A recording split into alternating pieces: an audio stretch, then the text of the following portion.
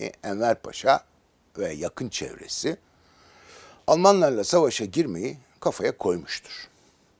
Ama kabine içinde bile buna itiraz vardır. Mesela Maliye Nazırı Cavit Bey saçmalamayın der. Sadrazam Said Halim Paşa bir dakika ne münasebet ne oluyor der. Ama Enver Paşa ve arkadaşları için artık mesele nettir. Onlar Almanlarla birlikte savaşa gireceklerdir. Tabii ki görüntüyü kurtarmak adına Ruslarla da flört devam eder görüntüde. Fakat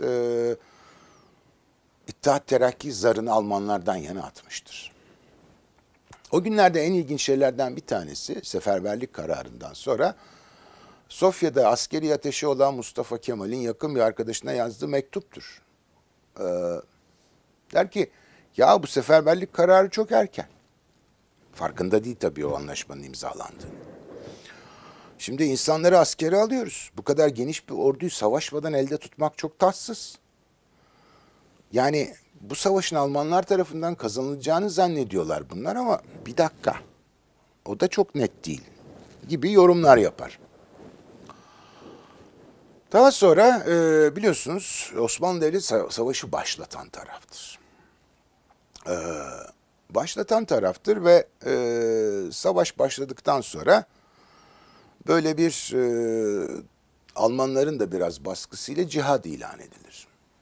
Şimdi bu cihad ilanı üzerine Abdülhamid'in kızı Ayşe Osmanoğlu'na söylediği bir laflar var. Tam aynı sözlerle söyleyemeyeceğim ama mealen şöyle.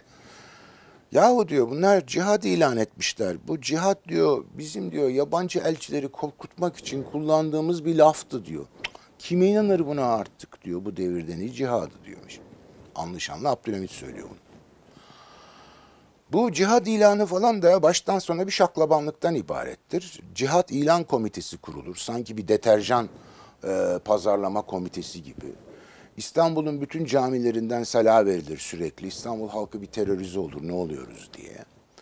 İşte davullar çalınır, askerler etrafta horon teperler falan filan. Böyle bir tuhaf bir hava içinde cihad ilan edilir. Hesap Almanların da inandığı işte Hint Müslümanları İngilizlere karşı ayaklanacak, Mısır'da ayaklanma olacak.